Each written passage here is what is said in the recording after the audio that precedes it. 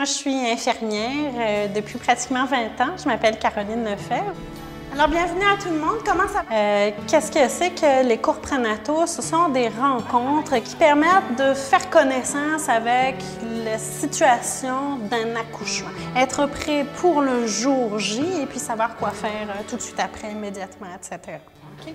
Alors, avant de commencer le cours, moi, j'aimerais qu'on refasse un petit tour sur les 2 semaines qu'on a passées ensemble pour ceux qui ont pris les 2 premiers cours et savoir comment vous vous sentez, comment ça va. Est-ce que vous êtes plus stressé, moins stressé, plus rassuré? Est-ce que l'un de vous deux a plus hâte, moins hâte? Comment vous vous sentez par rapport à l'accouchement?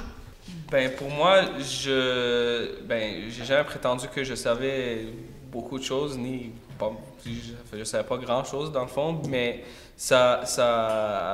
mettons, ça a généré plus de questions que de réponses. Oui, puis c'est devenu un peu plus concret aussi, tu sais, qu'avant. Mais c'est ça. Ouais. Elle panique un peu, là, mais...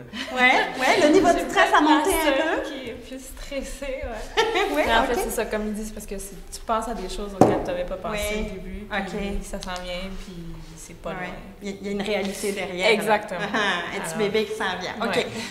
Les cours prénataux, c'est important parce que c'est une occasion quasiment unique d'aller chercher de l'information fiable. C'est un moment aussi où on va créer comme un échange, une communication au sein du couple. C'est beau d'avoir de l'information, moi, en tant que femme, puis c'est bien que toi, en tant que père, futur père, t'aies de l'information, mais c'est encore mieux qu'on puisse la partager ensemble, qu'on puisse commencer à créer la dynamique, dans le fond, de la famille. On va passer de couple à famille. Alors, ça nous prend de communiquer d'une certaine façon, d'échanger nos points de vue, de faire connaissance dans un contexte particulier.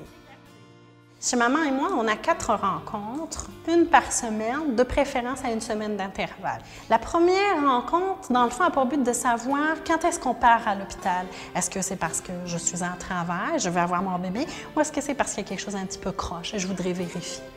La deuxième rencontre a pour objectif de savoir, dans le fond, comment ça va se dérouler, mon travail. Une fois que je vais être rendue à l'hôpital, qui va s'occuper de moi? Comment ça va fonctionner? Ça va être quoi, mes options? C'est quoi un accouchement?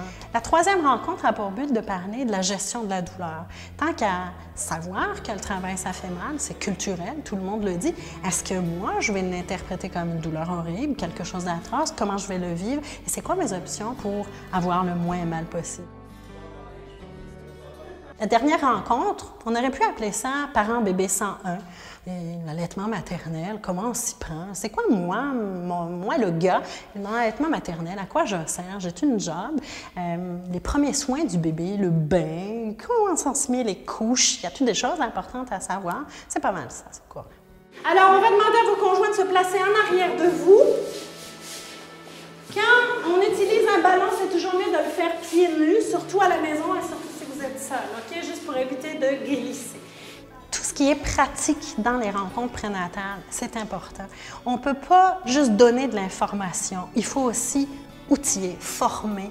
Dans le fond, tu viens avoir des outils pour être prêt cette journée-là. Si tu es juste assis, que tu fais juste écouter, tu peux rester chez toi puis tu peux lire ton livre. Tu n'as pas besoin d'aller chercher une rencontre prénatale.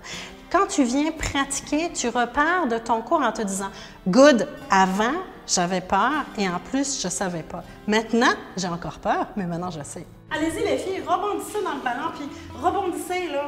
Faites-vous du bien, faites-vous plaisir. Je dirais autre chose aussi, c'est que quand tu discutes avec ta conjointe ou ton conjoint, c'est intéressant. Mais quand tu le fais avec ton conjoint ou ta conjointe, tu passes du monde virtuel à cette vérité qui s'en vient, là, le bébé qui arrive.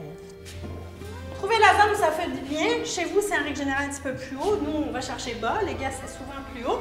Puis allez-y, pensez-vous une planche à repasser, même si vous ne savez pas c'est quoi, c'est sûr.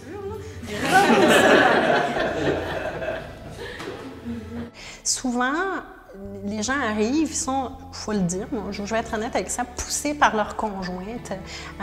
On emmène le conjoint qui suit maman en devenir. OK, on va aller sur un cours prénatal. Au fur et à mesure du cours, au fur et à mesure de la découverte de ce monde-là, on a le conjoint qui s'éveille encore plus et qui est quasiment celui qui va communiquer le plus. Est-ce qu'on peut l'aider? Y a-t-il une technique qui peut faire qu'effectivement ce bébé va se déloger, finir sa rotation et se présenter de la bonne façon facile pour sa sortie? Oui, on va tout simplement bercer maman, et ça, c'est Dani qui va le faire, en avançant et en reculant le ballon. Comprenez-vous ce type de position? OK? Ça se fait aussi dans la douche. Ça peut se faire sur votre lit à la maison. Ça peut se faire sur le futon. Après la dernière rencontre, on a parfois des couples qui viennent nous voir en disant « On aurait bien aimé vous voir la semaine prochaine encore. On a encore des choses à apprendre, mais on se sent mieux outillés. Là, il y a moins de stress. On a plus hâte. Maintenant, je sais quoi faire. C'est cool. J'ai pris possession de ce rôle-là. Là, je suis une femme enceinte qui va devenir mère. Je suis un père en devenir, etc. » Et après la naissance, on reçoit beaucoup de commentaires, des photos également.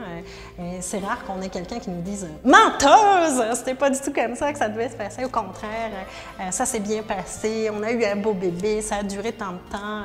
On a su quoi faire. Merci. » Merci.